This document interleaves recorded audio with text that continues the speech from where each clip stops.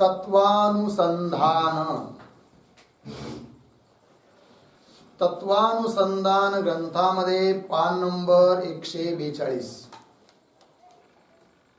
आज नवीन द्वितीय परिच्छेद प्रकरण जे आहे त्याला आरंभ करत आहोत आपण. अथ श्री स्वामी चिद्घनानंद गिरीकृत प्राकृत तत्वानुसंधाने द्वितीय परिच्छेद. ठीक है.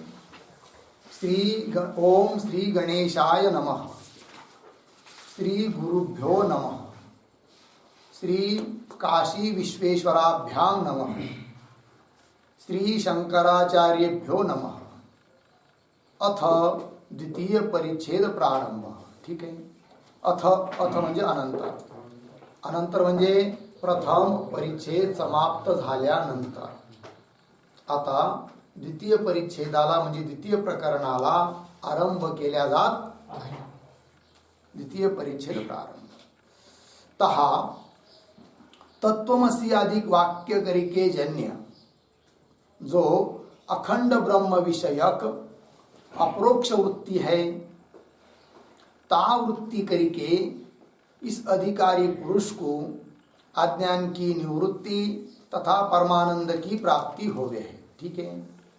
तर माग विषय होऊन गेला की तत्वमसी इत्यादी जे उपदेशपरक महावाक्य आहेत ते वाक्य श्री गुरूंच्या मुखातून जिज्ञासू साधकाने ऐकल्यानंतर ऐकणाऱ्या साधकाच्या हृदयामध्ये एक वृत्ती उत्पन्न होते. कोणती? अहम ब्रह्मास्मी. ऐकलंय तत् त्वम असी. ते ब्रह्म तू आहे. ऐकल्यानंतर ऐकणाऱ्याच्या हृदयात वृत्ती उत्पन्न होते मी ब्रह्म आहे. तर तत्वमसी अधिक वाक्य करिके जन्य जो कोण अखंड ब्रह्म विषयक अप्रोक्ष वृत्ती आहे. अप्रोक्ष वृत्ती प्रत्यक्ष वृत्ती. कशी वृत्ती? की ज्या वृत्तीचा विषय अखंड ब्रह्म आहे. अखंड ब्रह्म म्हणजे काय याचा विषय काल परवा होऊन गेला मागच्या परिच्छेदाच्या शेवटी की वस्तू परिच्छेद, देश परिच्छेद, काल परिच्छेद हे रहित अर्थात किंवा सजातीय विजातीय स्वगत भेद रहित अखंड ब्रह्माचा बोध. तर अखंड ऐसे जे ब्रह्म तद विषयक अपरोक्ष वृत्ती है ता वृत्ती करके त्या वृत्तीपासून काय होतं? तीस अधिकारी पुरुष को अज्ञान की निवृत्ती. ज्याच्या ठिकाणी अपरोक्ष साक्षात्कार रूप वृत्ती उत्पन्न होते त्याला त्याच्या ठिकाणी काय की ब्रह्मविषयक असणारे जे अज्ञान त्या अज्ञानाची निवृत्ती आणि तथा परमानंद की प्राप्ती होवे हे फल. अखंडाकार वृत्तीचं फल काय? अज्ञानाची निवृत्ती आणि परमानंदाची प्राप्ती.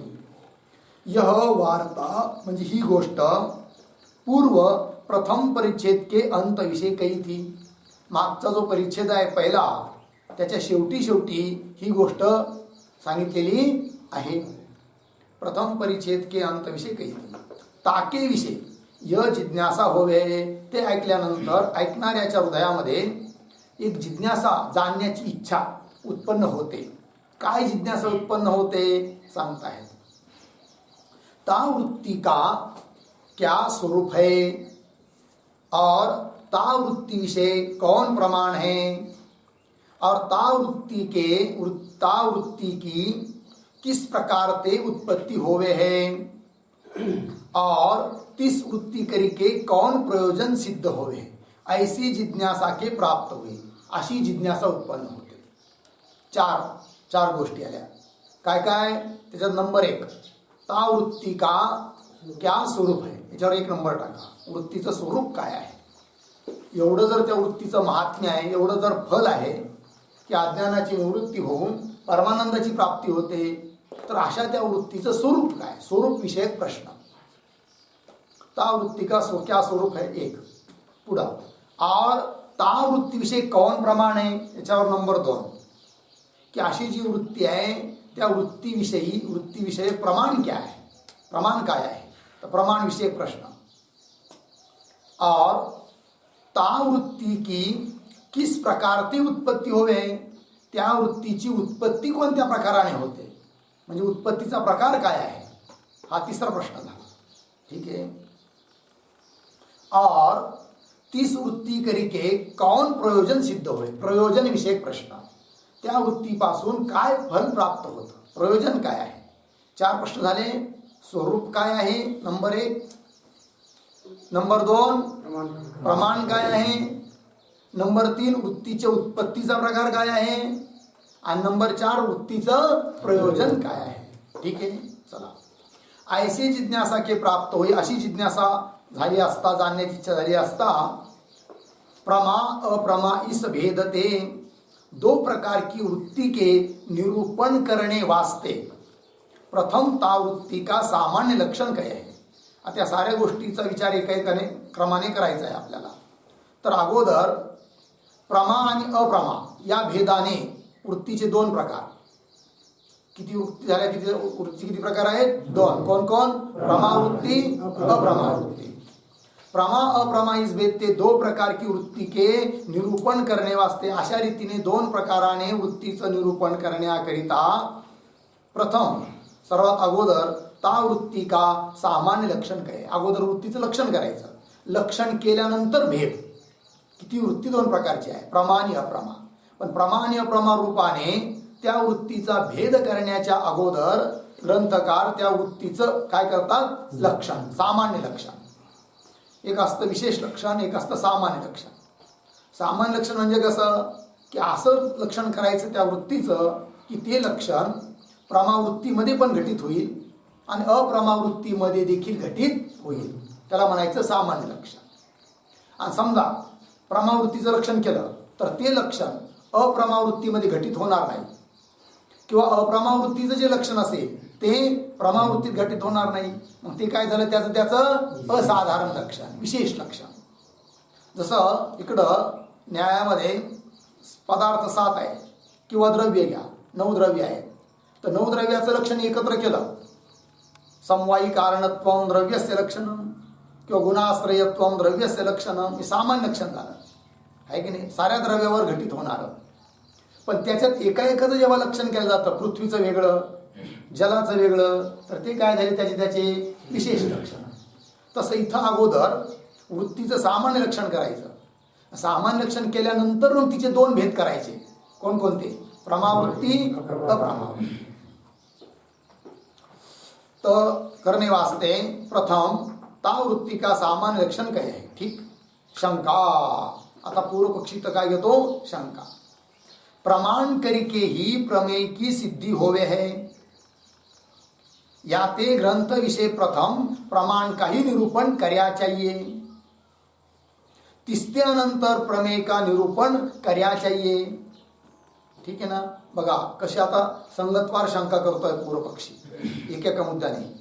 तो म्हणतो नियम काय सामान्य, की प्रमाणाच्या द्वारे प्रमेयाची काय होत असते, सिद्धी। म्हटलं जातं ना, लक्षण प्रमाणाभ्याम वस्तुसिद्धी, वस्तू म्हणजे प्रमेय, तर प्रमेयाची सिद्धी प्रमाणाने होते। अगोदर निरूपण प्रमाणाचं पाहिजे का अगोदर निरूपण प्रमेयाचं पाहिजे, प्रमाणाचं। कारण प्रमाणाचं निरूपण असेल तर त्याच्या आधारावर सिद्धी करता येते, कशाची, प्रमेयाची, बरोबर आहे की नाही।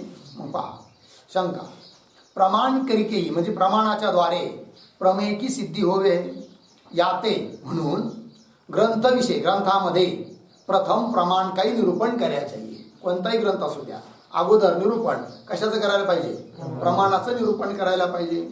तिसऱ्यानंतर त्याच्यानंतर प्रमेय का निरूपण करायला चाहिए, कारण प्रमाणाच्या आधारावर निरूपण करता येतं, कशाचं, प्रमेयाचं। प्रमाण का निरूपण करके पश्चात प्रमेय का निरूपण कर्या है। सर्व ठिकाणी न्याय, या कारण ती न्यायशास्त्र विषय सापडलं का, सुटलं काही, याते ग्रंथ विषय प्रथम प्रमाण काही निरूपण कर्या चाहिए, सापडलं। तिसऱ्यानंतर प्रमेय का निरूपण कर्या चाहिए, या कारण तेही, यामुळेच न्यायशास्त्र विषय म्हणजे न्यायशास्त्रामध्ये देखील प्रथम अगोदर प्रमाण का निरूपण करिके पश्चात प्रमेय का निरूपण कर्या आहे। न्यायशास्त्रामध्ये सुद्धा अगोदर निरूपण केलं आहे कशाचं, प्रमाणाचं, नंतर निरूपण केलं आहे कशाचं, प्रमेयाचं। का बरं, प्रमेयाची सिद्धी प्रमाणाच्या आधारावर आहे, आणि म्हणून अगोदर निरूपण प्रमाणाचं, नंतर प्रमेयाचं। लागलं एवढं निरूपण करे आहे. और आप तो कोण म्हणून राहिलं? पूर्व पक्षी म्हणतोय कुणाला? सिद्धांत्यांना. आप तो तुम्ही तर काय बरं? प्रथम परिच्छेद विषय पहिल्या परिच्छेदामध्ये ब्रह्मात्म रूप प्रमेय का निरूपण करी के इस द्वितीय परिच्छेद विषय प्रमाण का निरूपण करो हो. तुम्ही तर मात्र उलटच केलं म्हणे.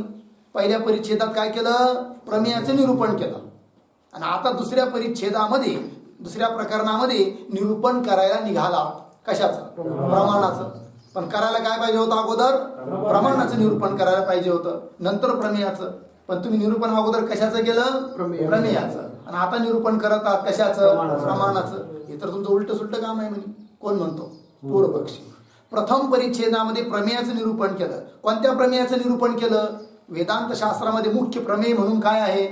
जीव ब्रह्माची एकता आहे की नाही? मग जीव ब्रह्माची एकता रूप जो प्रमेय, त्या प्रमेयाचं निरूपण तुम्ही पहिल्या परिच्छेदात केलं आणि आता निरूपण करायला निघाले कशाचं? प्रमाणाचं. आप तो प्रथम परिच्छेद विषय सापडलं का? पहिल्या परिच्छेदामध्ये ब्रह्मात्म रूप म्हणजे ब्रह्म आणि आत्मा दोन्ही एकच आहे. ब्रह्मात्म रूप जे प्रमेय, त्या प्रमेय का निरूपण करी के इस द्वितीय परिच्छेद विषय या दुसऱ्या परिच्छेदामध्ये प्रमाण का निरूपण करो हो. याते यह आपका निरूपण सर्व शास्त्र ते विरुद्ध है. म्हणून तुमचं हे निरूपण करणं सर्व शास्त्राच्या विरुद्ध आहे. कोण म्हणतो? पूर्व पक्षी. बोलत चला. आता पुढे समाधान. ही झाली शंका. आता सिद्धांती या शंकेचं समाधान देतात. अन्य न्यायाधिक शास्त्रों विषय प्रमेय को जड़पना होने ते ता प्रमेय की प्रमाण के अधीन ही सिद्धि होवे है. याते तीन अन्य शास्त्रों विषय तो प्रथम प्रमाण का निरूपण करके ही पश्चात प्रमेय का निरूपण करना उचित है. ठीक आहे, संगती लावून देतात. म्हणजे सिद्धांत आता उत्तर देत आहेत की आम्ही जे अगोदर प्रमेयाचं निरूपण केलं आणि आता प्रमाणाचं निरूपण करत आहोत ते आमचं बरोबरच आहे. म्हणजे मग त्या इतर शास्त्रकारांचं चुकलं का? न्यायशास्त्रकारांचं वगैरे त्यांनी तर अगोदर प्रमाणाचं निरूपण केलं आहे नंतर प्रमेयाचं, मग त्यांचं चुकलं का? म्हणजे नाही, त्यांचंही बरोबर आहे आणि आमचंही बरोबर आहे. म्हणजे कसं काय? तर इतर जे शास्त्रकार आहेत त्यांचं प्रमेय काय आहे? जड आहे. आणि जड प्रमेयाची सिद्धी प्रमाणाच्या अधीन असते. आणि म्हणून इतर शास्त्रकारांना अगोदर निरूपण करावे लागतात काय? प्रमाण. आणि नंतर निरूपण केल्या जातं काय? प्रमेय. कारण त्यांचे प्रमेय कसे आहेत? जड आहे. पंक्ती पहा. समाधान. अन्य न्यायाधिक शास्त्रो विषय, न्यायाधिक शास्त्रामध्ये प्रमेय को जडपणा होणे येते. जेवढे भी प्रमेय आहे त्यांचे ते सर्व कसे आहेत? जड आहेत. आहे की नाही? द्रव्य, गुण, कर्म वगैरे वगैरे सर्व जडच तर आहेत. प्रमेय को जडपणा होणे ते ता प्रमेय की प्रमाण के अधीन ही सिद्धी होवे. प्रमाणाच्या अधीनच त्यांची सिद्धी होते. कुणाची? त्या जड प्रमेयाची. याते म्हणून तीन अन्य शास्त्र विषय तो अन्य न्यायाधिक शास्त्रामध्ये तर प्रथम प्रमाण का निरूपण करके त्यांनी प्रथम प्रमाणाचं निरूपण केलं आहे नंतर प्रमेयाचं निरूपण केलेलं आहे ते बरोबरच आहे. प्रमाण का निरूपण करके हे पश्चात प्रमेय का निरूपण करणं उचित आहे. लागलं एवढं? पण इथं आमच्याकडे तसं नाही म्हणे वेदांत शास्त्रामध्ये. मग वेदांत शास्त्रात काय स्थिती आहे सांगतात. और इस वेदांत शास्त्र विषय तो सापडलं का? या वेदांत शास्त्रामध्ये तर सर्व प्रमाणाधिक व्यवहारों का साधक अद्वितीय आत्मा रूप साक्षी चैतन्य ही प्रमेय आहे. या वेदांत शास्त्रामध्ये एकच प्रमेय आहे आणि ते म्हणजे कोण? अद्वितीय आत्मारूप साक्षी चैतन्य आत्मा ब्रह्म. ते एक प्रमेय आहे. आणि ते प्रमेय इतर लोकांच्या शास्त्रकारांच्या प्रमेयाप्रमाणे जड नाही तर चेतन आहे. कळलं? आणि त्याच्याच आधारावर सर्व प्रमाणांची वगैरे सिद्धी होते. मग इथं या शास्त्रामध्ये वेदांतामध्ये प्रमाणावर प्रमेयाची सिद्धी अवलंबून नाहीये, अपितु प्रमेयाच्या अधीन प्रमाणाची सिद्धी आहे. का बरं? इथलं प्रमेय कसं आहे? चेतन आहे. की नाही? अद्वितीय ब्रह्म चेतन आहे. ते असेल तर प्रमाणाची सिद्धी. चेतनच नसेल, चैतन्यच नसेल, आत्माच नसेल तर प्रमाणाची सिद्धी होऊ शकत नाही. म्हणून वेदांत शास्त्रामध्ये अगोदर प्रमेय स्वरूप आत्म्याची सिद्धी करून नंतर प्रमाणाची सिद्धी केली आहे किंवा प्रमाणाचं प्रतिपादन केलं आहे. ते काही चुकीचं नाही. ते दिलंय बघा. और इस वेदांत शास्त्र विषय तो सर्व प्रमाणाधिक व्यवहारों का, जितने भी जेवढे पण प्रमाणाधिक व्यवहार आहे त्या सर्व व्यवहारा का साधक, साधक म्हणजे त्या व्यवहाराला सिद्ध करणारं प्रमेय, अद्वितीय आत्मारूप साक्षी चैतन्य प्रमेय याते. म्हणून इस वेदांत शास्त्र विषय तो, या वेदांत शास्त्रामध्ये तर प्रथम ता चैतन्य रूप प्रमेय का निरूपण करील. त्या चैतन्य रूप प्रमेयाचं काय केलं, अगोदर निरूपण केलं आहे. आणि निरूपण करूनच पश्चात तीन प्रमाणाधिकों का निरूपण करना उचित है. लागला अर्थ. म्हणजे वेदांत शास्त्रामध्ये आम्ही जे केलेलं आहे तेही आमचं बरोबर आहे, आणि अन्य शास्त्रकारांनी प्रमाणाचं निरूपण करून प्रमेयाचं निरूपण केलं तेही त्यांच्या दृष्टीने त्यांचं बरोबरच आहे. ठीक. यह वार्ता. आता या ग्रंथाचे लेखक चित्घनानंद स्वामी म्हणतात, ही गोष्ट आम्ही आमच्या मनाने सांगतो असं नाही, तर आमच्या म्हणण्याला प्रमाण देखील आहे. काय प्रमाण आहे, कुठलं प्रमाण आहे सांगतात. यह वार्ता संक्षिप्त शारीरिक ग्रंथ विषय सर्वज्ञ महामुनी ने भी कही है. एक ग्रंथ आहे वेदांत शास्त्राचा, उच्च कोटीचा ग्रंथ आहे. त्या ग्रंथाचं नाव आहे संक्षिप्त शारीरिक.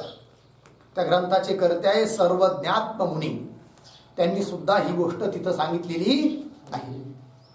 यह वार्ता संक्षेप शारीरिक ग्रंथ विषय श्री सर्वज्ञ महामुनीने भी कही आहे.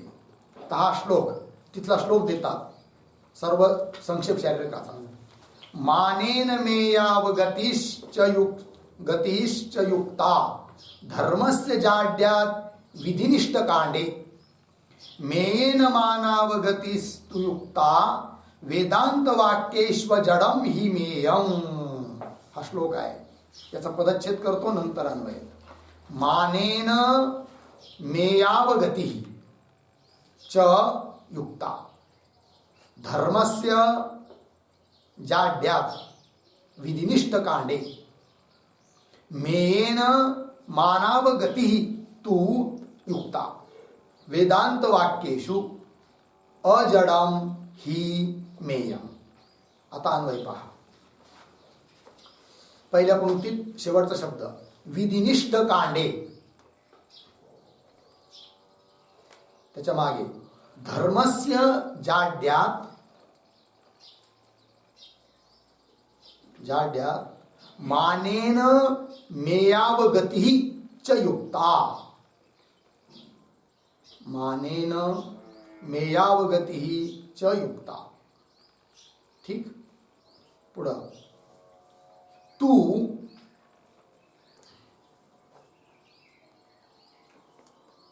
झालं. तू वेदांत वाक्येषु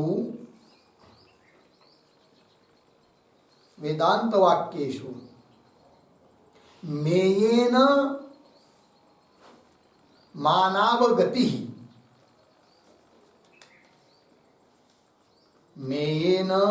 मानावगति युक्ता.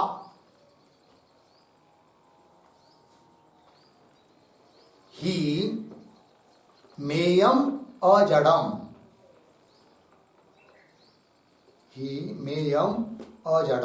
ठीक आहे. अर्थ पहा. विधिनिष्ठ कांडे. विधिनिष्ठ कांडे शब्दाचा अर्थ आहे पूर्वमीमांसक शास्त्रामध्ये आहे की नाही. पूर्वमीमांसा शास्त्र आहे की नाही, कर्मकांड आहे की नाही. तर विधिनिष्ठ कांडे धर्मस्य जाड्यात, धर्मादी जे प्रमेय आहेत त्या शास्त्रामध्ये ते सर्वच्या सर्व कसे आहेत, जाड्यात जड असल्यामुळे. तसेच न्यायशास्त्रामध्ये सुद्धा आहे की नाही. काय पदार्थ गुण वगैरे वगैरे, द्रव्य गुण वगैरे, हे सर्व काय आहे, जड आहे. धर्मस्य जाड्यात तिथं म्हणून ठीक आहे काय की मानेन मेयावगती युक्ता. मानेन प्रमाणेन, मेयावगती प्रमेयावगती. मेय मतलब प्रमेय, अवगती म्हणजे ज्ञान. मानेन प्रमाणाच्या द्वारे प्रमेयाचं ज्ञान होणं युक्तियुक्त आहे अन्य शास्त्रामध्ये. का बरं, त्यांच्या मतात काय आहेत प्रमेय. हा धर्मस्य जाड्यात विधिनिष्ठ कांडे. धर्म जे आहे ना, प्रमेय जे आहे ते सर्व काय आहे त्यांच्या मतात जड आहे. आणि जड असल्यामुळे त्या जड प्रमेयाची सिद्धी प्रमाणाने करणं उचितच आहे अन्य शास्त्रकारामध्ये. ठीक आहे. पण इथं मात्र परंतु वेदांत वाक्येषु, वेदांत वाक्यामध्ये, वेदांत शास्त्रामध्ये काय हो, तर मेयेन मानावगती, इथं मेयाच्या द्वारे मानाची अवगती, अवगती म्हणजे ज्ञान, मान म्हणजे प्रमाण, मानावगती प्रमाणाचं ज्ञान होतं. कशाने? मेयाने. बाकीचे शास्त्रकारात आणि या शास्त्रामध्ये काय फरक आहे? बाकी शास्त्रामध्ये काय आहे? मानेन मेयावगती, प्रमाणाच्या द्वारे प्रमेयाचे ज्ञान आहे. आणि इथं तसं नाही, इथं काय आहे? मेयेन मानावगती आहे की नाही? मेय, प्रमेय, प्रमेय एकच आहे इथं. कोण?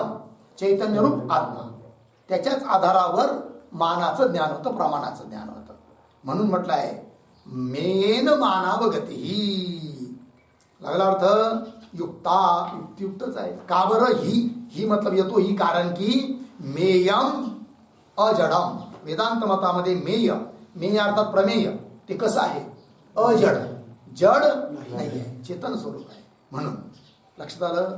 म्हणून आम्ही पहिल्या परिच्छेदामध्ये जरी ब्रह्मात्मा रूप प्रमेयाची सिद्धी केली असली, प्रतिपादन केलेलं असलं, आणि दुसऱ्या परिच्छेदामध्ये प्रमाणाचं निरूपण करत असलो तरी काही विरोध नाही असा अर्थ. पुढे पहा. अर्थय पूर्वमीमांसा विषय. पूर्वमीमांसा शास्त्रामध्ये धर्मादीर प्रमेय जड आहे. धर्म इत्यादी प्रमेय कसे आहेत त्यांच्या मतात? जड आहे. याते म्हणून ता प्रमेय की सिद्धी प्रमाण करिके युक्त आहे. तिथं त्यांच्या मतामध्ये प्रमेयाची सिद्धी प्रमाणाने करणं हे युक्तियुक्तच आहे. पण वेदांत शास्त्रात तसं नाही. मग काय आहे? और वेदांत शास्त्र विषय, वेदांत शास्त्रामध्ये ब्रह्मात्मरूप प्रमेय चेतन आहे. ब्रह्मा आणि आत्मा एकच आहे दोन्ही. तर ब्रह्मात्मरूप प्रमेय कसं आहे? चेतन आहे. याते म्हणून ता प्रमेय की सिद्धी प्रमाण करिके युक्त नाही आहे. म्हणून त्या चेतनरूप प्रमेयाची सिद्धी प्रमाणाने होऊ शकत नाही. कारण प्रमेय जो चेतन आहे ते कसं आहे? स्वयंप्रकाश आहे. ते कुणावर अवलंबून नाही आहे. प्रमाण असेल तर चेतनरूप आत्म्याची सिद्धी होते असं नाही आहे. उलट चेतनरूप आत्म्याच्या आधारावरच सिद्धी होते. कशाची? प्रमाणाधिकांची. याते ता प्रमेय की सिद्धी प्रमाण करिके युक्त नहीं है. किंतु मग ता चेतन प्रमेय करिके ही, त्या चेतन रूप प्रमेयाच्या द्वारेच जड प्रमाण की सिद्धी युक्त आहे. जड अशा प्रमाणाची सिद्धी करणं युक्त आहे, उचित आहे, युक्त आहे. इथे लागलं एवढं. चलिए अब ता वृत्ती का सामान्य लक्षण काय आहे? आता मध्येच एक शंका आली होती, त्या शंकेचं निरूपण केलं, उत्तर दिलं आहे की नाही. आता प्रतिज्ञा केली होती ना वर, काय की आम्ही वृत्तीचं सामान्य लक्षण करत आहोत. सामान्य लक्षण केलं म्हणजे मग आम्हाला वृत्तीचे भेद करता येतील. प्रमावृत्ती, अप्रमावृत्ती. मग आता वृत्तीचं सामान्य लक्षण करतात. अब ता वृत्ती का सामान्य लक्षण काय आहे? काय?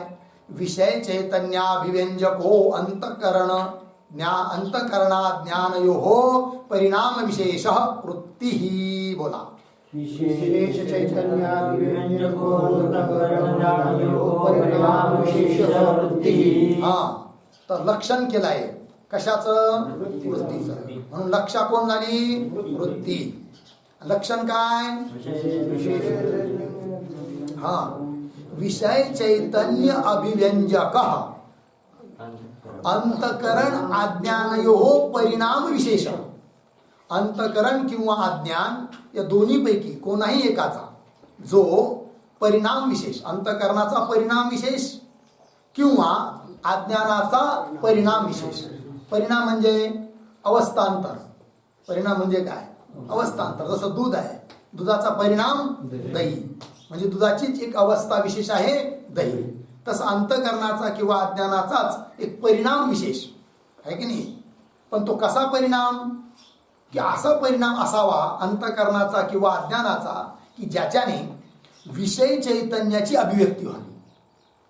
विषय चैतन्याची काय झाली पाहिजे? अभिव्यक्ती. लक्षण बनलं विषय चैतन्याला अभिव्यंजक करणारा, अभिव्यक्त करणारा, प्रगट करणारा जो अंतकरण किंवा अज्ञानाचा परिणाम विशेष, त्या परिणाम विशेषालाच म्हणायचं काय? वृत्ती.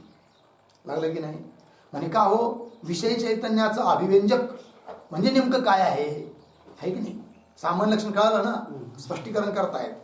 तर विषय चैतन्य अभिव्यंजक अंतकरण अज्ञानयोः परिणाम विशेष वृत्ति अर्थ यह घटपटादिरूप विषय करके अवच्छिन्न जो चैतन्य है की नाही.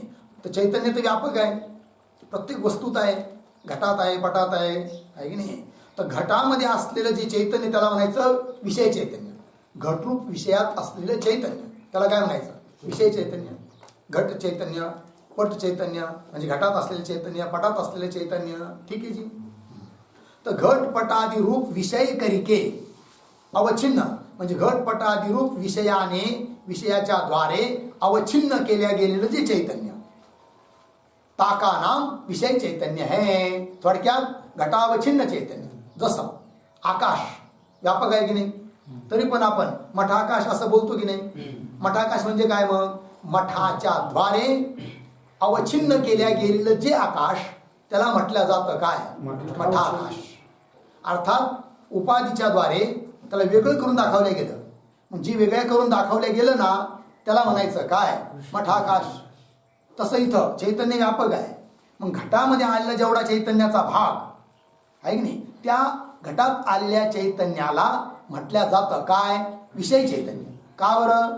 तर घटरूप विषयाने त्या चैतन्याला आपल्यात आलेल्या चैतन्याला तेवढ्या भागाला वेगळं करून दाखवलं म्हणजे घटावच्छिन्न झालं ते चैतन्य. घट उपाधीने युक्त झालं म्हणून त्याला काय म्हणायचं? घटावच्छिन्न चैतन्य. अर्थात घट चैतन्य म्हणजेच विषय चैतन्य. ठीक आहे जी. घटपटादि रूप विषय करके अवच्छिन्न जो चैतन्य है ताका नाम विषय चैतन्य है.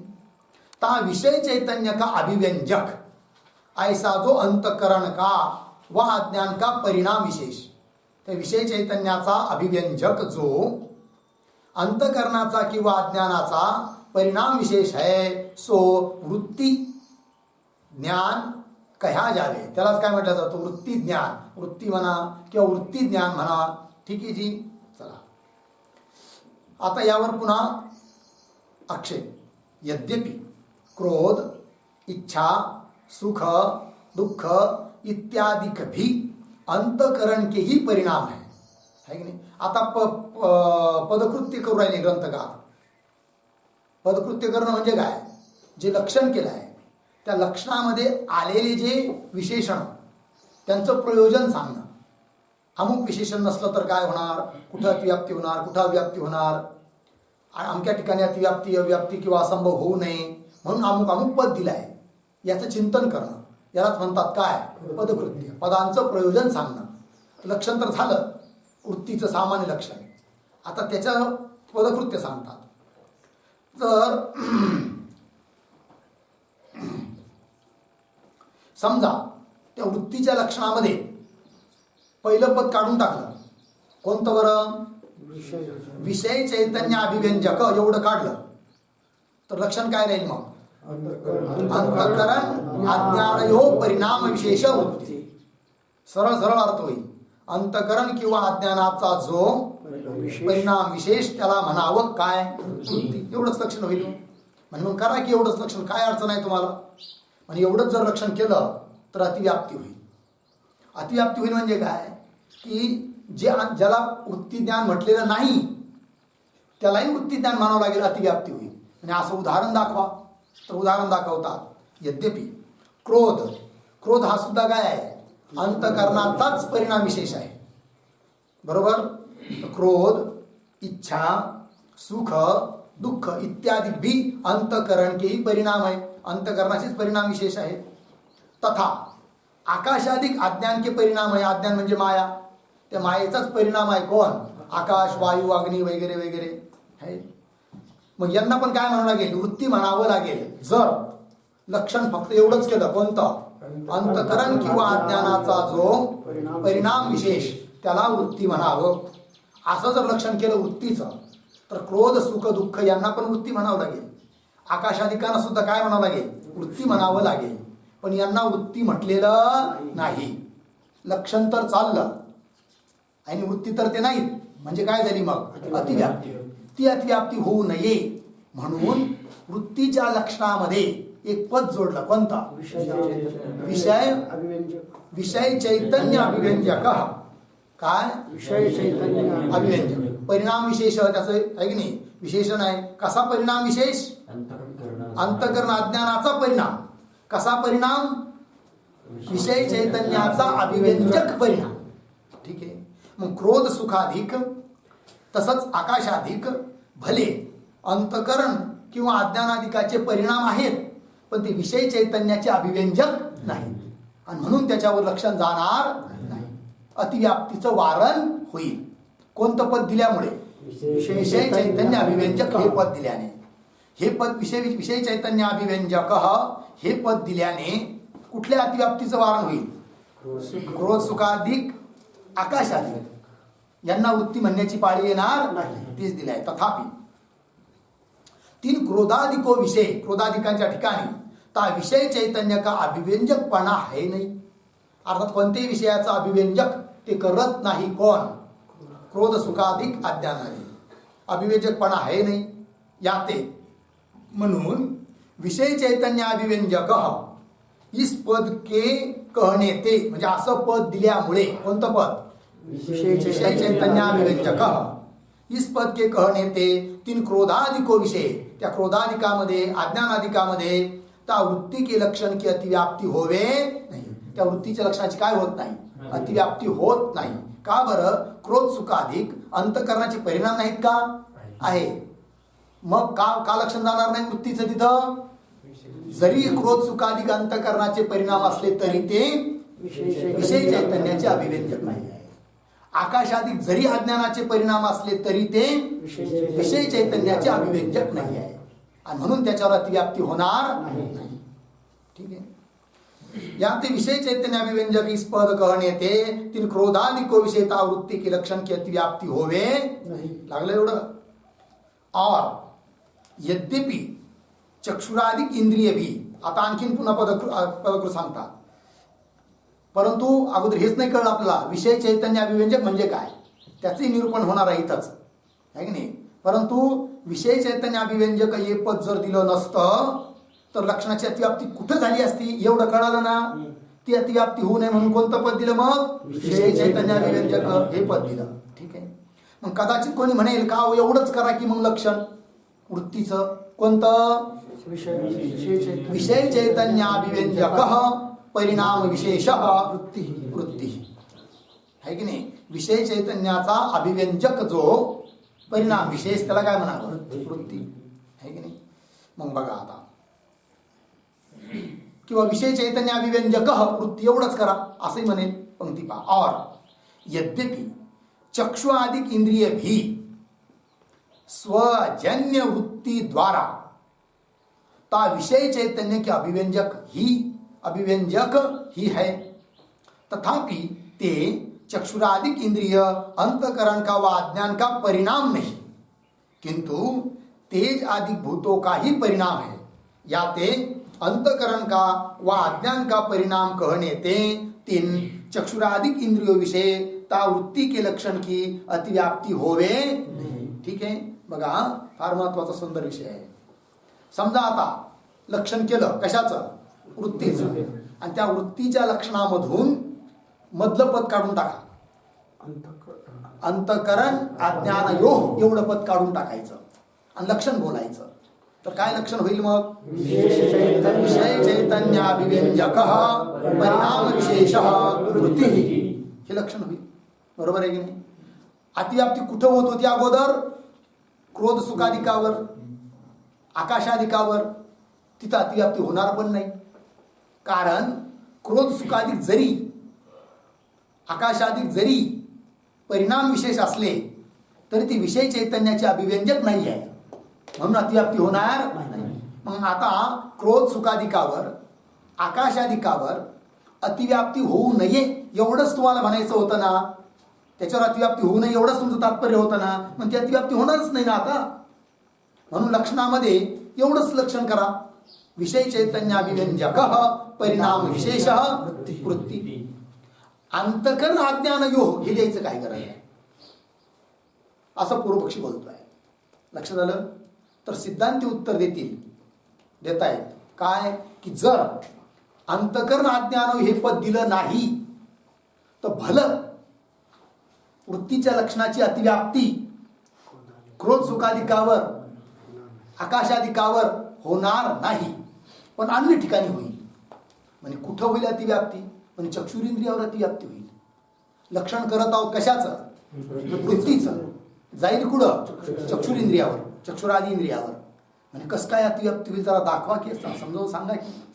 म्हणजे सांगतो, लक्षण बोला एकदा. काय लक्षण? विषय चैतन्याभिव्यंजक परिणाम विशेष. ठीक आहे. विषय चैतन्याला अभिव्यक्त करणारा जो परिणाम विशेष, त्याला काय म्हणायचं? वृत्ती. आता चक्षुरेंद्रिय हा सुद्धा परिणाम आहे की नाही? भले अंतःकरणाचा अज्ञानाचा परिणाम नाहीये, पण आकाश वायू अग्नी जल पृथ्वी 5 महाभूताचा परिणाम आहे ना. 5 महाभूतापासूनच उत्पन्न झालाय ना. कोण? चक्षुरेंद्रिय, चक्षुरादी इंद्रिय भूतापासून उत्पन्न झाले की नाही?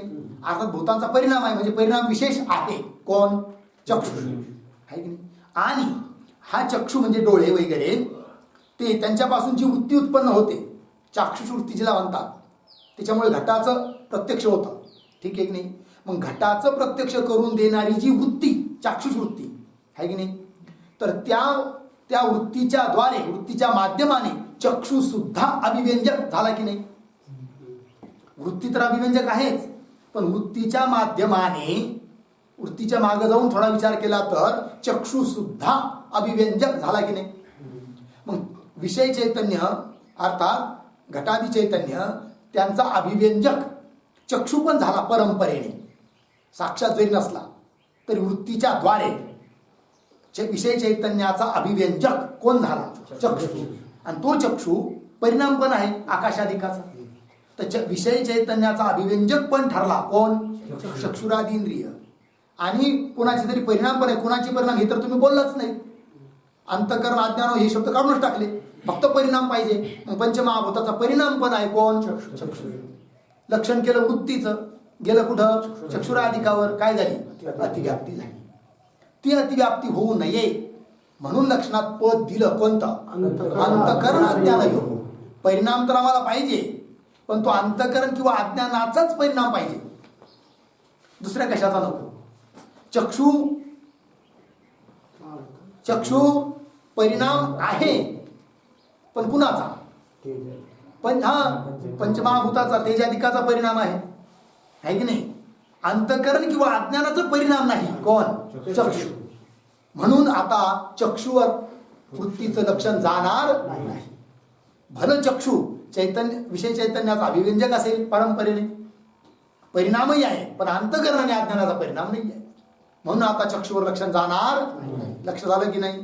हा, पंक्ती पहा. यद्यपि और यद्यपि सापडली गोळ सर्वांना. और यद्यपि चक्षु आदिक इंद्रिय भी सापडलं का? स्वजन्य, स्व चक्षु, स्वजन्य चक्षुजन्य कोण? वृत्ती, चाक्षुष वृत्ती वगैरे. तर स्वजन्य वृत्ती द्वारा, त्या वृत्तीच्या माध्यमाने ता विषय चैतन्य के अभिव्यंजक ही है. कोण? हा, चक्षु आदि. पंक्ती पूर्ण धडक पकडायची. यद्यपि चक्षु आदिक इंद्रिय भी स्वजन्य वृत्ती द्वारा ता विषय चैतन्य के अभिव्यंजक ही है. विषय चैतन्याचे अभिव्यंजक आहेत कोण? चक्षुरादी है की नाही? कैसे? स्वजन्य वृत्ती द्वारा. तथापि ते चक्षु आदिक इंद्रिय अंतःकरण व अज्ञान का परिणाम नाही है की नाही? कुणाचे परिणाम नाही? ते अंतःकरण अज्ञानाचे परिणाम नाही आहे. आपल्याला काय पाहिजे? अंतःकरण किंवा अज्ञानाचाच परिणाम पाहिजे. म्हणून आता ती व्याप्ती होणार नाही. चक्षु परिणाम तर आहे, पण कुणाचा? पंचमहाभूताचा, तेजाचा वगैरे. तथापि ते चक्षुआदिक इंद्रिय अंतःकरण व अज्ञान का परिणाम नहीं है, किंतु मग तेज आदिक भूतों का ही परिणाम है. तेज वगैरे भूताचा परिणाम आहे कोण? चक्षु. याते अंतःकरण का व अज्ञान का परिणाम कहणे ते. म्हणजे लक्षणामध्ये अंतःकरण किंवा अज्ञानाचा परिणाम पाहिजे असं पद दिल्यामुळे अतिव्याप्ती होत नाही. कुठं? चक्षुरादिक इंद्रियावर. याते अंतःकरण का व अज्ञान का परिणाम कहणे ते. तीन चक्षुरादिक इंद्रियो विषय म्हणजे चक्षुरादिक इंद्रियांच्या ठिकाणी ता वृत्ती के लक्षण की, त्या वृत्तीच्या लक्षणाची काय नाही? अतिव्याप्ती होवे नाही. लागलं एवढं? तहा अतिव्याप्ति अव्याप्ति असंभव इन तीन दोषों का स्वरूप प्रथम परिच्छेद विषय कथन करी आए हैं. अतिव्याप्ती म्हणजे काय, अव्याप्ती काय आहे, असंभव काय आहे, त्यांचे उदाहरणं काय आहे, या साऱ्या गोष्टीचं निरूपण आम्ही प्रथम परिच्छेदामध्ये केलेलं आहे. पुन्हा आता आपण डबल त्याचं निरूपण करण्याची गरज नाही. सो सर्वत्र जाणीले ना त्या गोष्टी तर मग समजून घ्यायच्या आहे. लागलं एवढं लक्षण बनलं. मग पदकृती झालं. लक्षण काय बनलं वृत्तीचं, विषय चैतन्य विषय चैतन्याभिव्यंजक अंतकरण अज्ञानयोः परिणाम विशेष वृत्ती. लागला अर्थ. चला शंका. पूर्व वृत्ति विषय विषय चैतन्य का अभिव्यंजकपणा क्या, सो अभिव्यंजकपणा क्या है, ऐसी शंका के प्राप्त हुए. अब ता अभिव्यंजक पणे का लक्षण काय आहे. ठीक आहे. शंका पहा. पूर्व पक्षी म्हणतो, शंका करणारा, पूर्व वृत्तीविषय, वृत्तीविषय म्हणजे वृत्तीच्या लक्षणामध्ये विषय चैतन्य का अभिव्यंजकपणा कया म्हटलंय की नाही. विषय चैतन्य अभिव्यंजक असं आलंय की नाही कया. सो अभिव्यंजकपणा क्या आहे, विषय चैतन्याचं अभिव्यंजक होणं म्हणजे नेमकं काय, त्याचा अर्थ काय आहे तेच आम्हाला अजून कळालं नाही. तर कसं काय लक्षण कळेल म्हणे, सांगा मग. तर सो अभिव्यंजकपणा क्या आहे, ऐसी शंका के प्राप्त हुए, अशी शंका प्राप्त झाली असता, अब म्हणजे आता, ता अभिव्यंजक पणे का लक्षण काय, त्या अभिव्यंजकपणाचं लक्षण करतात कोण, ग्रंथकार. अपरोक्ष व्यवहार जनकत्वम अभिव्यंजकत्वम. बोला. अपरोक्ष व्यवहार जनकत्वम अभिव्यंजकत्वम. या अभिव्यंजकत्वाचं लक्षण आहे है की नाही. अपरोक्ष व्यवहार जनकत्वम, अपरोक्ष व्यवहाराचं जे जनक आहे. अपरोक्ष व्यवहार प्रत्यक्ष व्यवहार, तर प्रत्यक्ष व्यवहाराला उत्पन्न करणारं जे, त्याला म्हणायचं काय, अभिव्यंजक. अप्रोक्ष व्यवहार जनकत्वम अभिव्यंजकत्वम. अर्थ यह, अयम घटः अयम पटः, इस प्रकार का जो अप्रोक्ष व्यवहार है, ता अप्रोक्ष व्यवहार का जनकपणा ही तीन वृत्तियों विषय विषय चैतन्य का अभिव्यंजकपणा है. कळलं. पंक्ती पहा. अयम घट अयम पट असा अप्रोक्ष व्यवहार होतो की नाही. बऱ्याचदा अंतकरणाची वृत्ती चक्षुरेंद्रियाच्या द्वारे निघून घटापर्यंत जाते, तेव्हा व्यवहार होतो. व्यवहार म्हणजे शब्दप्रयोग होतो. काय, अयम घट अयम पट. अयम घट अयम पट अशा प्रकारे अप्रोक्ष व्यवहार झाला की नाही. म्हणजे अप्रोक्ष व्यवहाराचा जो जनकपणा, त्यालाच म्हणायचं अभिव्यंजक. मग वृत्तीच्या ठिकाणी आहे की नाही. हा अप्रोक्ष व्यवहाराचा जनकपणा म्हणजे अप्रोक्ष व्यवहाराला उत्पन्न करणेपणा हा कुणाच ठिकाणी आहे, वृत्तीच ठिकाणी. वृत्ती जेव्हा चक्षुरेंद्रियाच्या द्वारे घटापर्यंत जाते, तेव्हाच कुठं त्या घटाच्या बाबतीत व्यवहार होतो. काय, अयम घट. मग अयम घट हा झाला अप्रोक्ष व्यवहार, शब्दप्रयोग. आणि तो शब्दप्रयोग उत्पन्न करणारी कोण आहे, वृत्ती आहे. म्हणजेच त्या वृत्तीच्या ठिकाणी अभिव्यंजकपणा आहे. त्यालाच म्हटलं गेलं विषय चैतन्याचा अभिव्यंजकपणा. ठीक आहे जी. पंक्ति पा. अयम घट अयम पटः, इस प्रकार का जो अप्रोक्ष व्यवहार है, सापडलं. ता अप्रोक्ष व्यवहार का जनकपणा, अप्रोक्ष व्यवहाराचा कारणपणा ही तीन वृत्तियों विषय, त्या वृत्तींच्या ठिकाणी विषय चैतन्य का अभिव्यंजकपणा आहे. लागला अर्थ. आता याच्यावर पुन्हा पूर्व पक्षी शंका करत आहे. शंका. चक्षुआदिक इंद्रिय जन्य अप्रोक्ष वृत्तियों विषय तो सो अप्रोक्ष व्यवहार का जनकपणा संभव्य है. ठीक आहे ना. आता तुम्ही लक्षण केलं आहे, कोणत्या कशाचं लक्षण केलं आहे, वृत्तीचं. कोणत्या वृत्तीचं लक्षण केलं आहे, नाही वृत्तीचं लक्षण केलं आहे की नाही. प्रमावृत्तीचं लक्षण केलं आहे का अप्रमावृत्तीचं लक्षण केलं आहे का, दोन्हीचं केलं आहे, दोन्हीचं केलं आहे. सामान्य लक्षण आहे ना, आहे की नाही. मग जर सामान्य लक्षण आहे तर सर्वच वृत्तीवर हे लक्षण गेलं पाहिजे. जर वृत्तीच्या आहे की नाही, वृत्तीचे भेद आहेत, तर काही वृत्तीवर लक्षण गेलं, काही वृत्तीवर जर नाही गेलं तर काय होईल, ती अव्याप्ती होईल. तसं होता कामा नाही. पण आता पूर्व पक्षी शंका करू राहिला की तुमच्या लक्षणाची अव्याप्ती होते म्हणून. कसं काय बरं पहा. शंका. चक्षुरादिक इंद्रियजन्य, शंका सापडली का. चक्षुरादिक इंद्रियजन्य अप्रोक्ष वृत्तियों विषय म्हणजे चक्षुरादिक इंद्रियापासून उत्पन्न होणारी जी अप्रोक्ष वृत्ती, त्या अप्रोक्ष वृत्तीमध्ये तर हे तुमचं लक्षण जाईल, आहे की नाही. कोणतं लक्षण, अप्रोक्ष व्यवहार जनकत्व अभिव्यंजकत्व, आहे की नाही. असा अभिव्यंजकपणा ठरेल त्याच वृत्तीच्या ठिकाणी की ज्या वृत्ती चक्षुराधिक इंद्रियापासून उत्पन्न आहे की नाही. कारण त्याच्यापासून अपरोक्ष व्यवहार होतो म्हणून त्या वृत्तीवर हे जाईल आहे की नाही अभिव्यंजकत्व. पण अनुमान प्रमाणापासून ज्या वृत्ती उत्पन्न होतात आहे की नाही तिकडे हे त्या वृत्तीवर लक्षण जाणार नाही. पंक्ती पहा. शंका.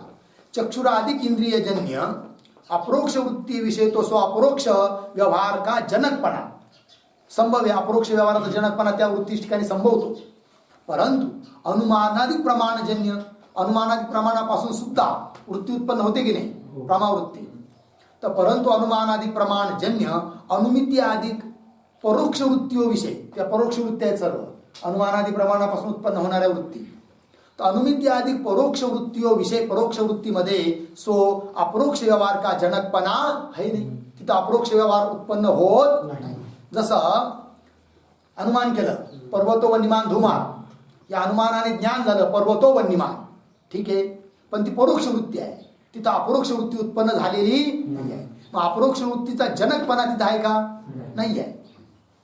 जिस कारण ते पर्वतो वन्यमान पर्वत वन्यवाला आहे. इस अनुमिती ते अनंतर ही अशा प्रकारची अनुमिती उत्पन्न झाल्यानंतर अनुमिती ज्ञान झाल्यानंतर अनुमिती त्यानंतर अयम वन्यही या प्रकार का अपरोक्ष व्यवहार कोई भी होता नाही. अशा प्रकारचा अपरोक्ष व्यवहार होत नाही. अपरोक्ष व्यवहार होत नाही अर्थात काय नाही तिथं अभिव्यंजकपणा नाही आहे. कारण अभिव्यंजकपणा कशाला म्हटलं आहे अपरोक्ष व्यवहाराचा जनकपणा. तिथं अपरोक्ष व्यवहार उत्पन्न झालाच नाही. वृत्ती तर आहे अपरोक्ष व्यवहाराचा जनकपणा नाही आहे की नाही. अर्थात तिथं काय जाणार नाही अभिव्यंजकत्व राहणार नाही. असं अयम वन या प्रकार का अपरोक्ष व्यवहार कोई भी होता नाही याते. म्हणून अनुमिती अधिक परोक्ष वृत्तियो विषय अनुमिती अधिक परोक्ष वृत्तींमध्ये ता अभिव्यंजकपणे के अभाव ते त्या अभिव्यंजकपणाचा काय अभाव असल्यामुळे ता वृत्ती के लक्षण की अव्याप्ती होईल. अव्याप्ती ही होवे आहे म्हणून वृत्तीच्या लक्षणाची काय होईल अव्याप्ती होईल. म्हणजे चक्षुरादिंद्रियापासून जी वृत्ती उत्पन्न होते त्या वृत्तीवर तर लक्षण जाईल. वृत्तीचं लक्षण कोणतं लक्षण विषय चैतन्य अभिव्यंजक अंतकरण अज्ञानयो परिणाम विशेष वृत्ती हे लक्षण त्या चक्षुरादी वृत्तीवर जाईल. मान प्रमाणापासून उत्पन्न होणारी जी अनुमिती रूप वृत्ती आहे त्या वृत्तीवर हे लक्षण जाणार नाही. कारण तिथं विषय चैतन्याचा अभिव्यंजकपणा नाही आहे म्हणजे अपरोक्ष व्यवहाराचा जनकपणा नाही आहे. असं अव्याप्ती हो वेगी ऐसी अरुचि के हुए अब ता अभिव्यंजकपणे का अन्य प्रकार ते निर्वचन करे. ठीक आहे.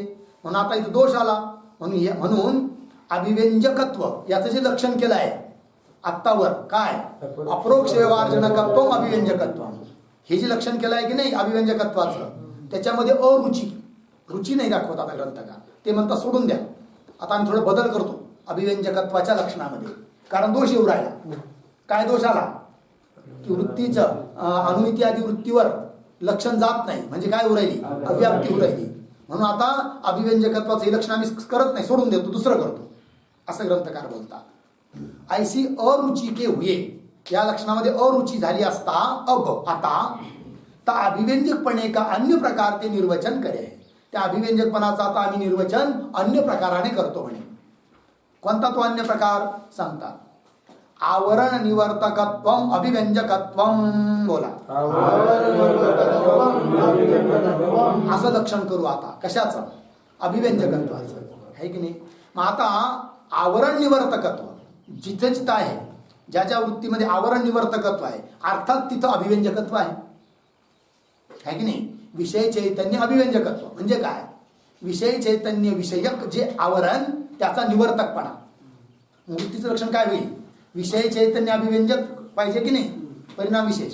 तर विषय चैतन्याचा अभिव्यंजक असून जो अंतकरण किंवा अज्ञानाचा परिणाम विशेष त्याला काय म्हणायचं विषय चैतन्याचा अभिव्यंजक म्हणजे काय विषय चैतन्याच्या विषयी बाबतीत असणारं जे अज्ञान आवरण त्याचा निवर्तकपणा असला पाहिजे वृत्तीमध्ये. म्हणजे काय होईल मग आवरण निवर्तक असून जो अंतकरण आणि अज्ञानाचा परिणाम विशेष, त्याला काय म्हणायचं? वृत्ती. आहे की नाही? विषय चैतन्याचा अभिव्यंजकपणा पण पाहिजे वृत्तीत. म्हणजे काय? विषय चैतन्य विषयक जे आवरण त्याचा निवर्तकपणा पाहिजे वृत्तीमध्ये. अशा अंतकरण आणि अज्ञानाच्या परिणामाला आम्ही वृत्ती म्हणतो, की जो परिणाम आवरणाची निवृत्ती करतो. विषय चैतन्याचा अभिव्यंजक करतो म्हणजे काय? आवरणाची निवृत्ती करतो असं लक्षण करू. मग आता अव्याप्ती होणार नाही. कसं काय होणार नाही? कुठं होत होती अव्याप्ती? अनुमितीवर. आणि अनुमान प्रमाणापासून उत्पन्न होणाऱ्या वृत्तीवर. आता होणार नाही म्हणे. कसं काय बरं सांगताय? आवरण निवर्तकत्वम अभिव्यंजकत्वम अर्थय. 3 वृत्तियो विषय, त्या वृत्तींमध्ये जो आवरण का निवर्तकपणा आहे, आवरणाचा नाशकपणा आहे, यही ता विषय चैतन्य का अभिव्यंजकपणा आहे. विषय चैतन्याचा अभिव्यंजक होणं म्हणजे काय? विषय चैतन्यावरचं जे आवरण त्याचं नाशक होणं. आता अंतकरणाची वृत्ती चक्षुरेंद्रियाच्या द्वारे घटापर्यंत जाते. मग घटामध्ये घटोपै चैतन्य आहे की नाही, तर त्याच्यावर जे अज्ञानाचं आवरण बसलेलं आहे त्याचा नाश करते. कोण? ती वृत्ती. मग आवरण निवर्तकत्व वृत्तीच ठिकाणी आलं की नाही. म्हणजेच काय? विषय चैतन्य अभिव्यंजकत्व आलं. विषय चैतन्य अभिव्यंजकत्व आलं. विषय चैतन्य अभिव्यंजकत्व म्हणजे काय? विषय चैतन्य विषयक जे आवरण त्याचा नाशकपणा, निवर्तकपणा वृत्तीच्या ठिकाणी आहे की नाही. मग असा जो अंतकरण आणि अज्ञानाचा परिणाम विशेष, त्याला म्हटलो आम्ही काय? वृत्ती. चला मग आवरण निवर्तकत्व अभिव्यंजकत्व अर्थय. 3 वृत्तियों विषय जो आवरण का निवर्तकपणा है, यही ता विषय चैतन्य का अभिव्यंजकपणा है. लागलं? सो अभिव्यंजकपणा अनुमित्याधिक परोक्ष वृत्तियों विषय भी है की नाही. आता अशा प्रकारचा अभिव्यंजकपणा काय? अनुमित्य अधिक परोक्ष वृत्तीमध्ये देखील आहे. पहिला नव्हता जात, आता जातो. म्हणजे अव्याप्ती होणार नाही. याते 3 परोक्ष वृत्तियों विषय ता उक्त लक्षण की अव्याप्ती होवे. म्हणजे परोक्ष वृत्तीमध्ये सुद्धा आता लक्षणाची काय होत नाही? अव्याप्ती होत नाही. बरं म्हणे ठीक आहे, आता लक्षण बनलं. पण अपरोक्ष वृत्तीमध्ये तर लक्षात येतं घटविषयक आवरण मला राहिलं नाही, कारण घटाचं ज्ञान झालं, अयम घट ज्ञान झालाय, म्हणजे आवरणाचा नाश झाला. पण त्या परोक्ष वृत्ती जी आहे अनुमानापासून उत्पन्न झालेली अनुमिती वृत्ती, तिथं कोणत्या आवरणाचा नाश होतो हे पण कळलं पाहिजे ना. तरच आवरण निवर्तकत्व रूप अभिव्यंजकत्व वृत्तीच्या ठिकाणी आहे असं म्हणता येईल. मग ते सांगावं लागेल. आता काय सांगावं लागेल? की परोक्ष वृत्तीमध्ये आवरण निवर्तकत्व कसं आहे हे सांगावं लागेल ना. या ते 3 परोक्ष वृत्तियों विषयता उक्त लक्षण की अव्याप्ती होवे नहीं. यहाँ यह अभिप्राय है. तात्पर्य काय आहे? सो अज्ञानकृत आवरण 2 प्रकार का होवे. अज्ञानकृत आवरण किती प्रकारचं आहे? 2. एक तो असत्वापादक आवरण होवे, दुसरा अभानापादक आवरण होवे.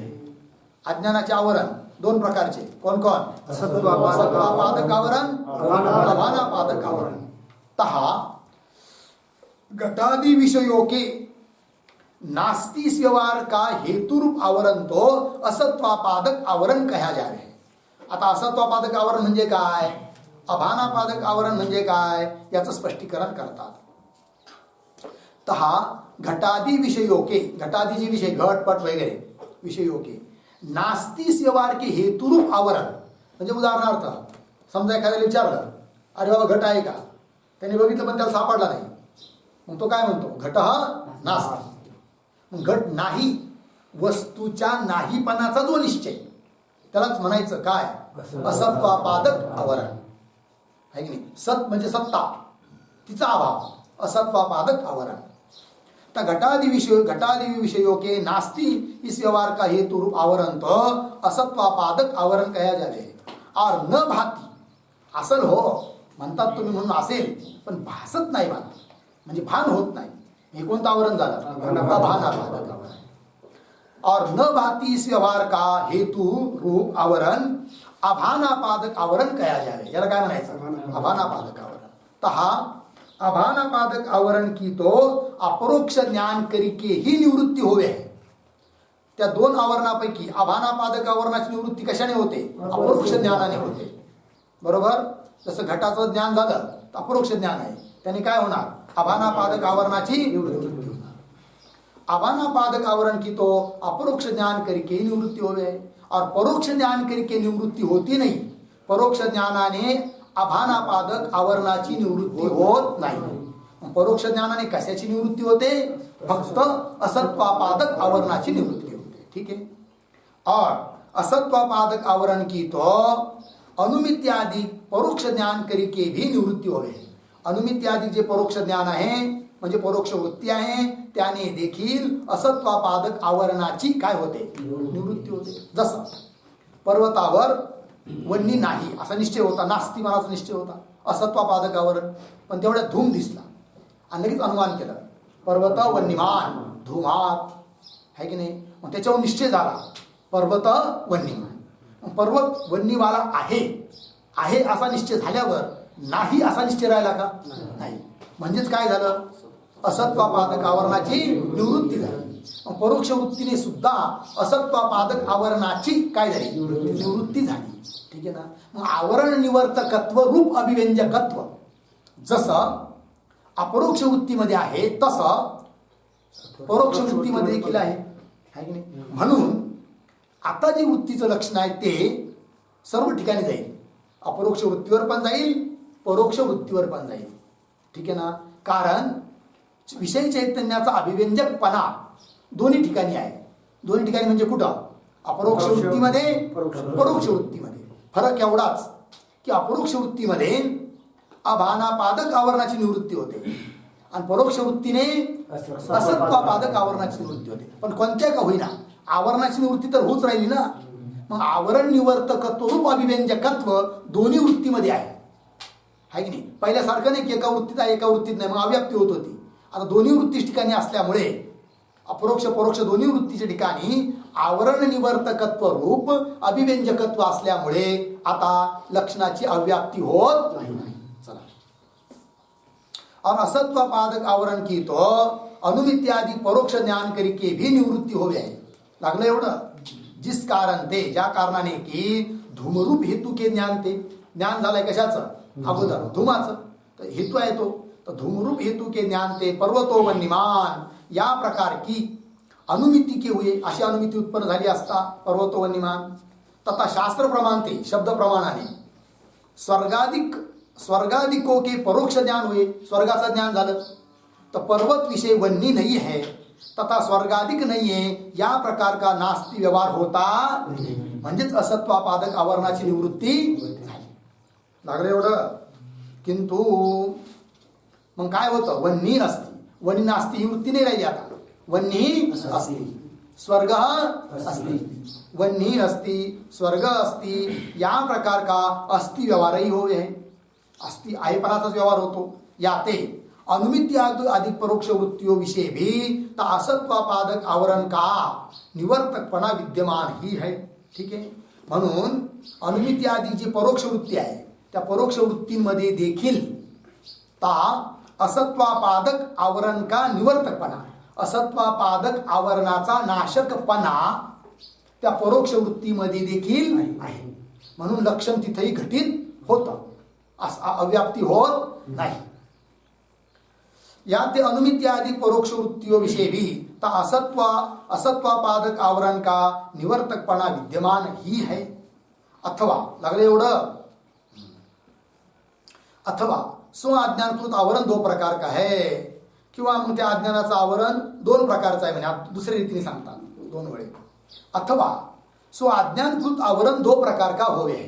काय, एक तो विषय चैतन्य निष्ठ आवरण होवे आहे की नाही.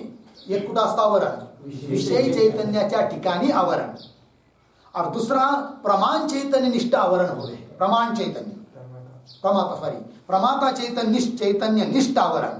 प्रमाता म्हणजे कोण, जाणणारा जीव, अंतकरण विशिष्ट चैतन्य, त्याला प्रमाता म्हणायचं. दोन आवरण झाले, एक विषय चैतन्य निष्ठ आवरण, एक प्रमाता चैतन्य निष्ठ आवरण. एक विषय चैतन्य निष्ठ आवरण होवे, दुसरा प्रमाता चैतन्य निष्ठ आवरण होवे. तहा विषय चैतन्य निष्ठ आवरण की तो अपरोक्ष ज्ञान करके ही निवृत्ती होवे. विषय चैतन्य निष्ठ जे आवरण घटपटाधिक विषयाच्या ठिकाणी विषय चैतन्या ठिकाणी जे आवरण त्याची निवृत्ती तर फक्त अपरोक्ष वृत्तीनेच होते, बरोबर. परंतु प्रमाता चैतन्यनिष्ठ जे आवरण आहे त्याची निवृत्ती तो परोक्ष वृत्तीने देखील होते. तहा विषय चैतन्यनिष्ठ आवरण की तो अपरोक्ष ज्ञान करके ही निवृत्ति होवे, और प्रमाता चैतन्यनिष्ठ आवरण की तो परोक्ष ज्ञान ते भी निवृत्ती होवे. बघा ना, सरळ आहे. पर्वतो वन्यवान, पर्वत वन्यवाला आहे हे ज्ञान होण्याच्या अगोदर जी वृत्ती होती पर्वता ठिकाणी वन्नी नाही नास्ती, मग प्रमाता चैतन्य ठिकाणी आवरण आहे की नाही म्हणून. परंतु आता परोक्ष वृत्ती उत्पन्न झाली, निश्चय झाला पर्वत वन्यमान. त्याच्यामुळं काय झालं, प्रमाता चैतन्याच्या ठिकाणी जे वन्नी विषयक आवरण होतं ते काय झालं, निवृत्त झालं. पण आवरण निवृत्त झालं ना, मग विषय चैतन्या ठिकाणचं आवरण निवृत्त हो किंवा प्रमाता चैतन्य निष्ठ आवरण निवृत्त हो, आवरणाचा निवर्तकपणा तर दोन्ही वृत्तीमध्ये देखील आहेच. आणि म्हणून आता वृत्तीच्या लक्षणाची अव्याप्ती होत नाही. और प्रमाता चैतन्य निष्ठ आवरण की तो परोक्ष ज्ञान ते भी निवृत्ती होवे, याते तीन अनुमिती आदिक परोक्ष वृत्तियों विषय. अनुमिती आदिक परोक्ष वृत्तीमध्ये देखील तर आवरण निवर्तकत्व रूप अभिव्यंजकपणे की सिद्ध हुए. आवरण निवर्तकत्व रूप जो अभिव्यंजकपणा है त्या अभिव्यंजकपणे की सिद्धि हुए ता उक्त वृत्ती के लक्षण की अव्याप्ती होवे. म्हणून आता कोणत्याच वृत्तीवर वृत्तीच्या लक्षणाची काय होत नाही, अव्याप्ती होत नाही. अपरोक्ष वृत्तीवर पण लक्षण घटित होतं आणि परोक्ष वृत्तीवर सुद्धा लक्षण घटित होतं. लागला अर्थ. बस आता याच्यावर पुन्हा शंका आहे तर समाधान येईल, त्याचा विचार आपण. ओम पूर्णमदः पूर्णमिदं पूर्णात् पूर्णमुदच्यते पूर्णस्य पूर्णमादाय पूर्णमेवावशिष्यते. ओम शांति शांति शांति. शंकराचार्यं केशवाचार्यं सूत्रभाष्यकृतौ वन्दे भगवन्तौ पुनः पुनः. ईश्वरो गुरुरात्मेति मूर्तिभेदविभागिने व्योमवद्व्याप्तदेहाय दक्षिणा